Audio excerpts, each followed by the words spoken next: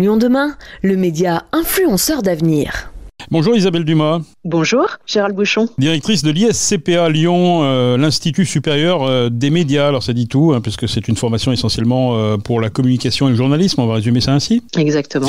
Et l'ISCPA ouvre à la rentrée prochaine. Là c'est une nouveauté, un bachelor impact objectif formé à la communication responsable. C'est quoi la communication responsable? Dites-nous tout. La communication responsable, c'est de faire de la communication, mais tout en préservant la planète et ses habitants.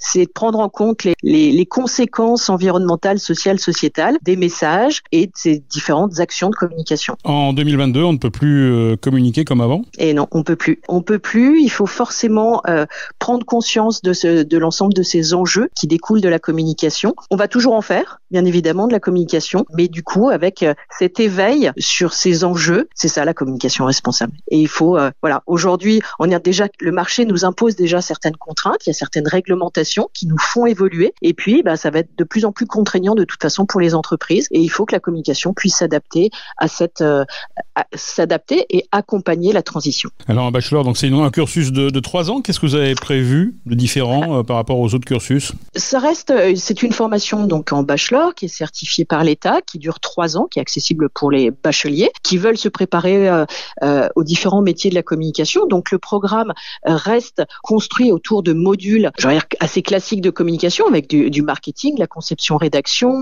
de la création digitale, mais tout ça va évoluer. Quand on parle de communication digitale, nous, on va parler de numérique responsable. Quand on va parler quand on avait avant un cours de communication événementielle, aujourd'hui, on va être sur de l'éco-conception événementielle. Donc voilà, c'est une évolution finalement de notre programme de formation, de notre ancien bachelor communication. Mais alors concrètement, parce que quand on parle par exemple d'un restaurant, on sait que dans un restaurant, il faut faire attention aux déchets, il faut faire attention aux circuits courts, mais en communication, on a un petit peu du mal à s'imaginer très concrètement qu'est-ce que ça revêt.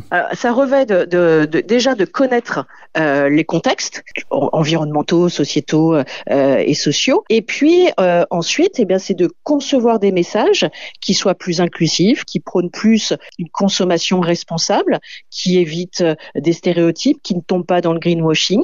Et puis, c'est une réflexion, poussée effectivement sur le digital, sur le numérique responsable, parce qu'aujourd'hui on sait bien que toutes ces actions digitales sont très polluantes. Donc comment optimiser son plan de communication digitale, et puis tout ce qui concerne l'éco-conception des différentes actions de communication qu'on peut mettre en place. Donc à la fois il y a un champ d'application qui est très important. Et à la fois quelque chose de technique et quelque chose de plus spirituel. Ouais, exactement.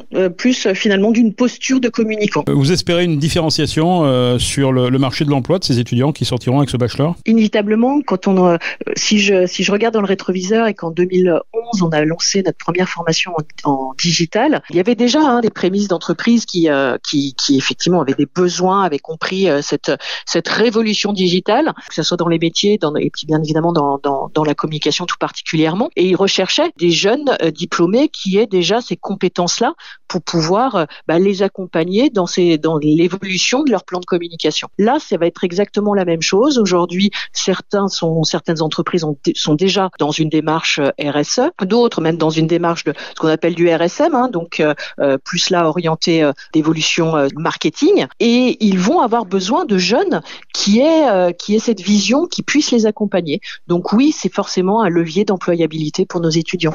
Et à l'inverse, est-ce qu'on ne se risque pas d'institutionnaliser justement ce qu'on appelle le greenwashing, parce qu'on a l'impression déjà que beaucoup d'entreprises essayent de mettre une note verte un petit peu dans leur communiqué.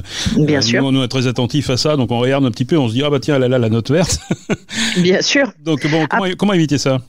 C'est aussi en connaissant la réglementation. Je crois qu'aujourd'hui, il y a une méconnaissance finalement de la réglementation, des recommandations par exemple de la RPP, et il faut que les étudiants connaissent effectivement comment on a le droit d'utiliser la couleur verte, comment on a le droit d'utiliser certains mots effectivement que ce soit bio, que ce soit conduire propre, tout ça est en train d'être réglementé, et il faut déjà avoir cette connaissance pour éviter de tomber dans le greenwashing. Merci en tout cas Isabelle de nous avoir donné toutes ces infos concernant le bachelor impact, et c'est donc à partir de la rentrée prochaine.